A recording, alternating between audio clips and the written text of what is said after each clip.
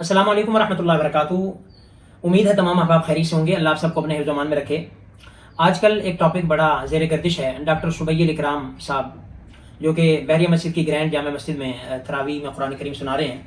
تو ان کی لائیو تراویح چلانا اور تراویح کی ریکارڈنگ کرنا یہ بڑا زیر گردش ہے اور کنٹروورشل بنا ہوا ہے، اور طرح طرح کی باتیں سننے کو مل رہی ہیں، ہر کوئی اپنا حصہ ڈال رہا ہے، اور اس میں خاص کر جو ایک وہ طبقہ بھی شامل ہے جس کو اصل کسی اور چیز سے نہیں دین سے تکلیف ہوتی ہے، کوئی بھی معاملہ ہو انہوں نے گھما پھرا کے دین پر بات کرنی۔ تو سب سے پہلے میری جو ہے وہ ایک کہنے کہ ایک سوال ہے کہ میڈیا کے اوپر قرآن دکھانا، نماز دکھانا، تراویح دکھانا اور قرآن کی آیات کا دکھانا، مساجد دکھانا، یہ کم از کم میڈیا کے اوپر بے حیائی، بےہودگی، فحاشی، عریانی، ناچ گانا، بہنیں، بیٹیاں دکھانے سے لاکھ درجہ بہتر ہے۔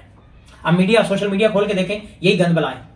اب دیکھ لیں سوشل میڈیا پہ ریسنٹلی ایک ڈرامہ کریٹ ہوا، ڈاکٹر نبیہ اور فضا علی خان دونوں جو ہے وہ بزرگ خواتین ہیں، بوڑھی گھوڑی لال لگام۔ اب اس جیسے پھر اگر قرآن نہیں دکھانا تو پھر ہمیں یہ دیکھنے کو ملتا ہے فیملی ڈرامہ جو ہے وہ گھر کا ایک میٹر ہے، اس کو جو ہے وہ سوشل میڈیا پہ، مین سٹریم میڈیا پہ بلکہ آگے اس کو ڈراماٹائز کیا جا رہا ہے اور عجیب ہائپ کریٹ کی جا رہی ہے، اور بیچ میں ایک لڑاکا خاتون جو ہے وہ اپنے جو ہے وہ کہہ لیں کہ لڑائی کا کردار ادا کر رہی ہے اور لڑوا رہی ہے، دو میاں بیوی میں جدائی کروا رہی ہے۔ یہ پھر ہمیں دیکھنے کو ملتا ہے،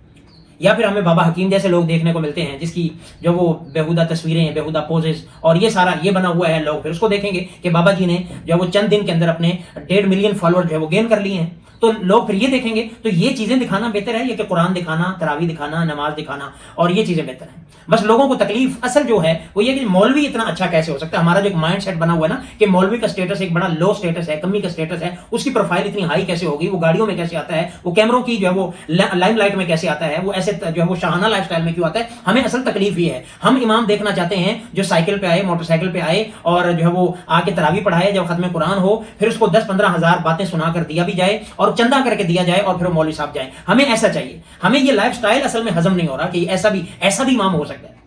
ہمیں اگر امام چاہیے تو حرم کی آواز والا، حرم کے لہجے والا، حرم کی سر والا، اور جب ہمیں دینے کی باری آتی ہے تو پھر ہمیں موت پڑتی ہے، ہمیں 500 نکالتے ہوئے تکلیف ہوتی ہے۔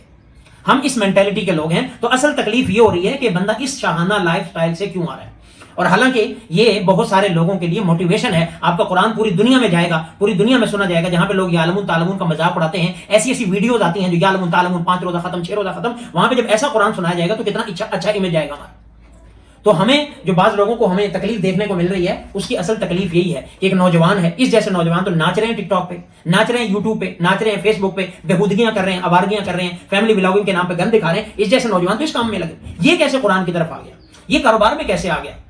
تو یہ تو ہمارے لیے موٹیویشن ہونا چاہیے کہ ہاں جی نوجوان قرآن کی طرف بھی آ سکتا ہے، مسجد کی طرف بھی آ سکتا ہے، اور آنا چاہیے۔ حلال کاروبار کو پروموٹ کر رہا ہے، سنت کاروبار کو پروموٹ کر رہا ہے، سچی بات کو پروموٹ کر رہا ہے، ہمیں اور کیا چاہیے؟ تو اس گئے گزرے دور میں اگر کوئی اس گند میں کوئی حق کی آواز اٹھاتا ہے، کلمہ حق کہتا ہے، کوئی نیک بات، خیر کی بات پروموٹ کرتا ہے، تو ہمیں اس کو جو ہے وہ فالو کرنے کے بجائے ہمیں جو ہے اس کو کنٹروورشل بنا دیا۔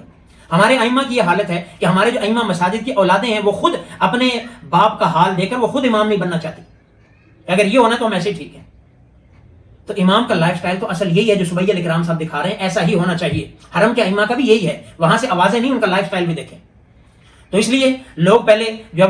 جو ہے وہ امام بننے سے کتراتے ہیں۔ کتنی دنیا ہماری دینی علوم پڑھ رہی ہے، کتنے ہمارے حفاظ ہیں، کتنے ہمارے دین سے لگے ہوئے، سارے اسی ناچ گانے کی طرف ہے۔ تو اگر کوئی بندہ راہ راست پر آ رہا ہے تو ہمیں تکلیف ہو رہی ہے۔ باقی یہ ہے کہ میری ڈاکٹر شبیل صاحب سے بھی گزارش ہے، کوشش کریں تھوڑا مسجد کے تقدس کا خیال رکھیں، کیمرے اور دائیں بائیں ان کو ایک احتیاط کے ساتھ، جیسے کہ ویڈیو میں نظر آ رہا تھا کہ ایک صاحب ممبر کے اوپر چڑھے ہوئے تھے اور وہاں سے ویڈیو بنا رہے تھے، ایسے کام نہ کریں، تھوڑا سا مسجد کے تقدس کا خیال کریں تاکہ مسجد کی بے حرمتی بھی نہ ہو اور جو ہے وہ ایک عظیم کام، دینی کام بھی ہو جائے۔ کتنے لوگ قرآن سنتے ہیں، کتنے لوگ اس کو کاپی کرنے کی کوشش کرتے ہیں۔ ظاہر بات ہے پبلک کو ہم جو دکھائیں گے، بچوں کو ہم دکھاتے ہیں ڈکی دیکھتے ہیں، وہ کہتے ہیں ڈکی بنیں گے، رجب بٹ بنیں گے، فلاں بنیں گے، تو جب قرآن سنیں گے تو بچے کہیں گے ہم ایسا قاری بنیں گے۔ تو یہ تو ایک موٹیویشن ہے ہماری نئی نسل کے لیے کہ نئی نسل میں ایسے بچے پیدا ہوں جو لوگوں کو قرآن کی طرف لگائیں بجائے بےہودگی اور فحاشی کے۔ تو بہرکیف میری گزارش ہے ہر چیز میں کیڑے نہیں نکالنے چاہیے، بلکہ کوشش ہونی چاہیے کہ پازیٹیو چیزیں نکالنی چاہیے کہ اس میں دیکھیں اس دور میں، اس گئے گزرے دور میں کس کا بھلا ہو رہا ہے۔ جہاں پہ آپ سوشل میڈیا میں رمضان ٹرانسمیشن دیکھ لیں، کوئی بھی دیکھ لیں، آپ کو گند کے علاوہ کچھ نہیں ملے گا۔ تو جہاں قرآن سننے کو مل رہا ہے اس سے بڑی اور خیر کیا ہو سکتی ہے؟ اللہ میں سمجھ عطا فرمائے۔